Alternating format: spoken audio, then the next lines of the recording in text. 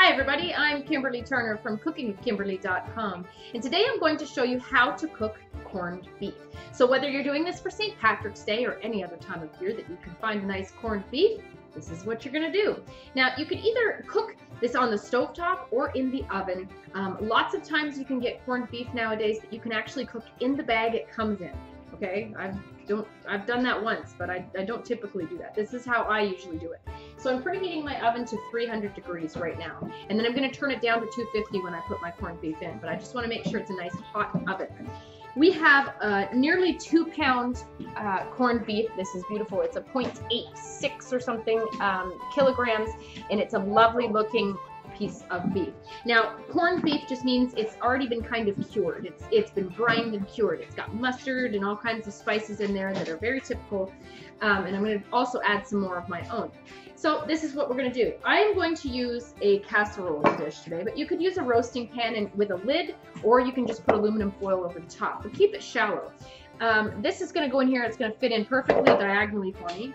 And when you put it into your pot, hi Mom. Hi.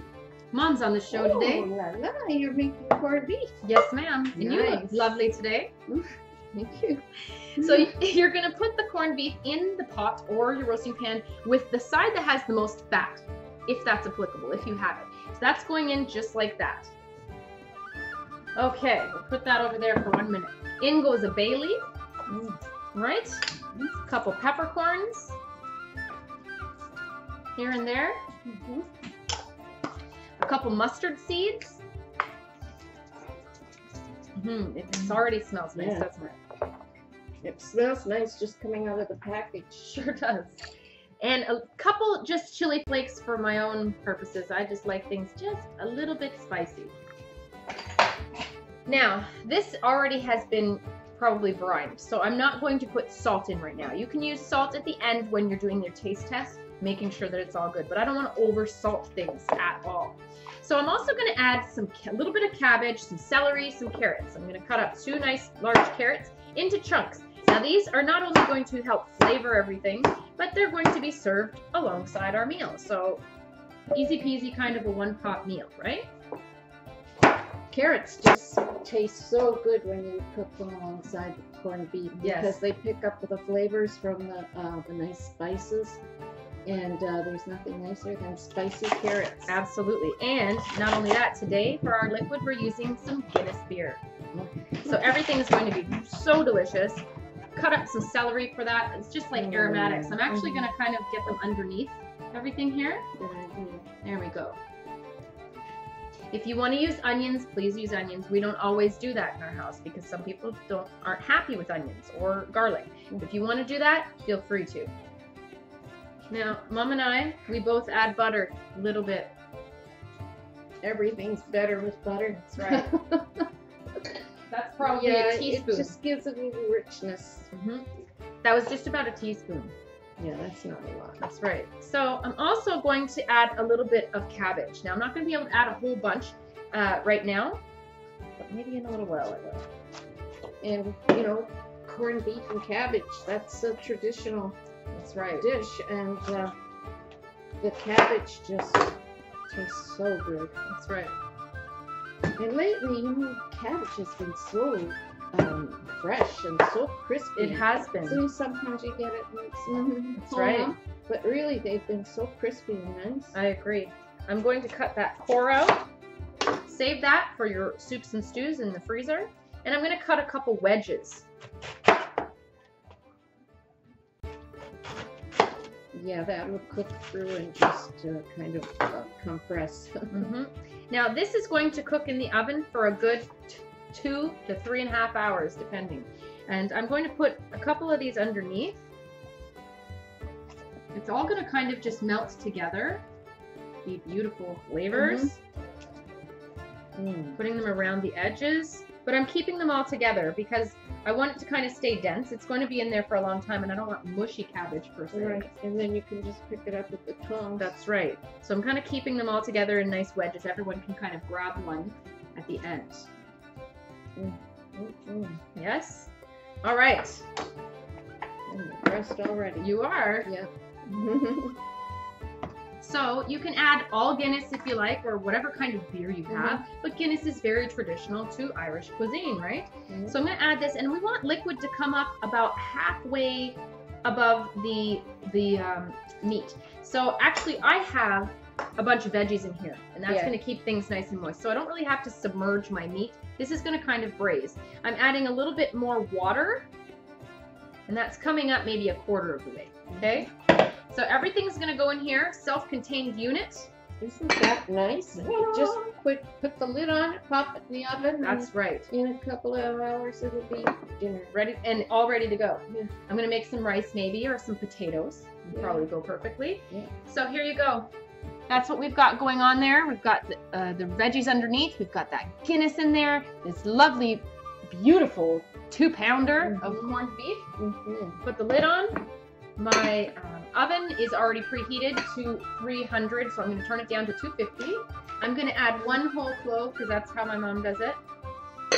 And maybe in about another, I don't know, 30 minutes or so, I might cut up some potatoes and put them on top. That way it's a whole contained meal, and all is well. Right. Nice chunks. And you cut nice big chunks for the potatoes, or thick medallions. That's right. Nice. So that's how we're going to do it. Into the oven it goes, and I'm going to check it in maybe, let's say 45 minutes. That's what I'm going to do. Okay?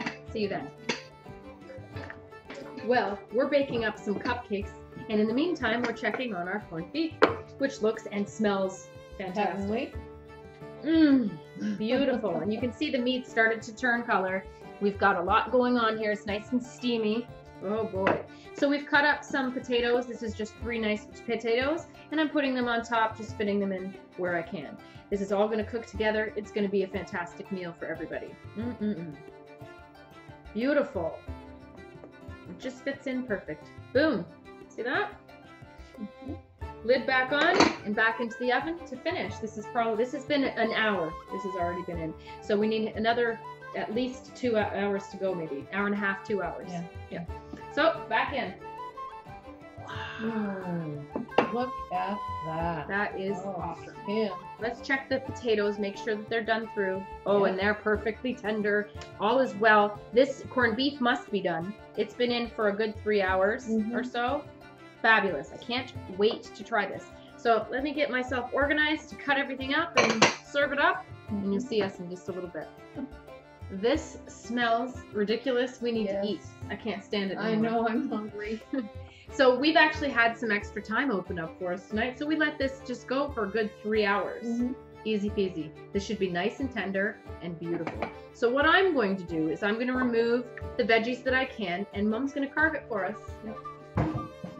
All right, so remove those potatoes because they're done. I mean, you can check them with the knife if you want to, but I know these are tender.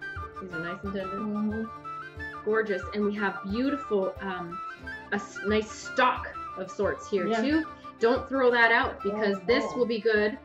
I mean, you could pour this on your meal tonight, but it's going to be nice for a soup of some kind. Yeah? Yes. I agree. So I'm really just getting the potatoes off the top. And then we're going to leave that cabbage because we want to keep it intact and I don't want to mess with it. And then underneath we've got those nice tender carrots that are going to be full of Guinness beer flavor. And the celery. This is a great full dinner. Everything's in it. You know? So there's our nice potatoes all done and perfect. The smell is unbelievable. Yes, it is. Would you like me to take it out for you? Yes. Oh, it's tender as can be. There you go, Mommy. Okay. Oh, it's almost falling apart right off my fork. I see that. Okay, so I'm going to remove the rest of this while you're doing that. I'm just going to give you this piece of cabbage back. Thanks. Now we've made our dessert. Make sure you check out the recipe for how to bake Guinness chocolate cupcakes with cream cheese icing. They were amazing. And we did some beautiful drinks beforehand.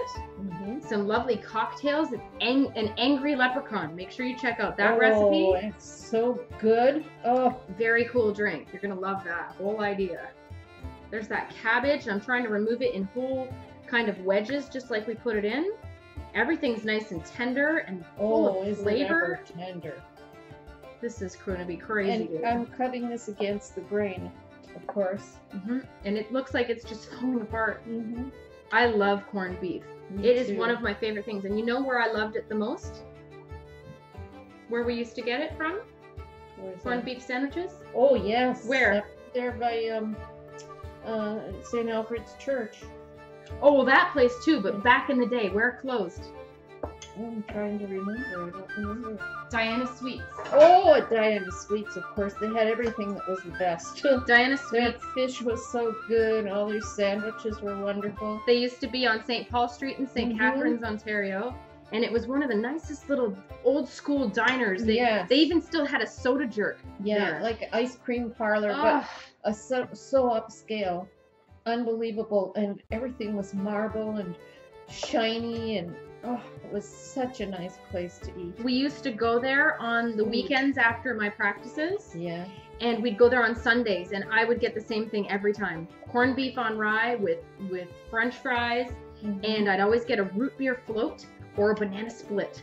You know, they had really a soul, and it was so good. I always had the fish. Oh, and you had liver and onions sometimes. Liver and onions once in a while. You're right. But you know where they tore down the place, right?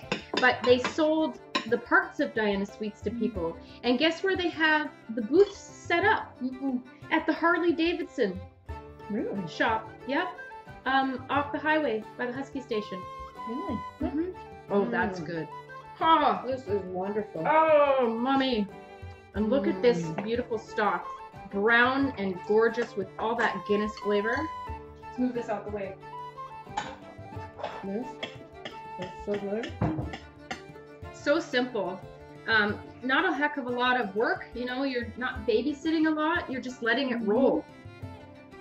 I have a whole bowl of cabbage. I have a whole bowl of carrots and celery, and I have a whole bowl of potatoes. So we're ready to go. You ready to eat? Absolutely. And there's just enough fat on this to really keep it moist and just so good. Look at how pink it is inside. Nice. Beautiful. Would you be so kind as to serve us up? How many pieces do you want? Oh, a couple. A couple really good ones. Would you like a wedge of cabbage? I can't wait to try this. Me too. Here. They're so good. You don't even need a knife. No, you don't. It just falls right apart. Delicious. Really delicious.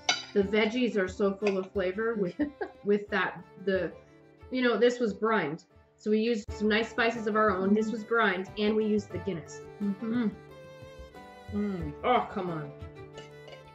The potatoes. Cabbage is all this world. Is it? Everything's tender and beautiful. One pot meal. Nice hearty meal. Everything you want, just in one pot. This veggies are stupid good. Oh, those potatoes, Kim. So this is a beautiful plate if I've ever seen one. Look at that corned beef. The cabbage is perfectly tender. The potatoes are so delicious. The carrots and the celery, and that corned beef is perfectly done. It couldn't be any more tender. Well, that's the perfect St. Patty's Day meal. Mouth watering. Oh man, that's good.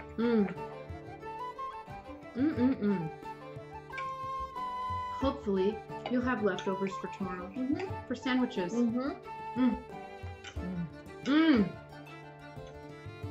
If you do have leftover corned beef, thinly slice it and check out my recipe for how to make legendary Reuben sandwiches.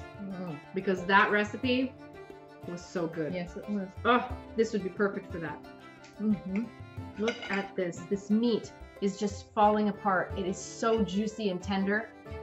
The cabbage is good. Everything is so delicious. Goes perfectly together. Carrots have absorbed all those flavors. Beautiful meal. Hearty, delicious, nutritious, and full of flavor. And in keeping with St. Patrick's Day. That's right. So I hope that you try out this recipe. It's not that hard. You can do it. And it's all in one pot. You don't even have to mess up a whole bunch of plates. Gorgeous. Get a little Guinness or some nice dark ale, some nice dark beer, a lager of some kind. You're going to love this. Make sure you check out Mom's website at ingridturnertoday.com. Follow me on Twitter at cookingwithkime with a capital E. Like the fan page at facebook.com/cookingwithkimberly. My shows are on ifood.tv/cookingwithkimberly, youtube.com/cookingwithkimberly, and you can find my channel on Roku, Cooking with Kimberly. Make sure you come to my website at cookingwithkimberly.com and subscribe, interact with us, and let us know what's going down in your culinary world, all right? Be a champion in your kitchen and eat deliciously. Bye. Bye-bye.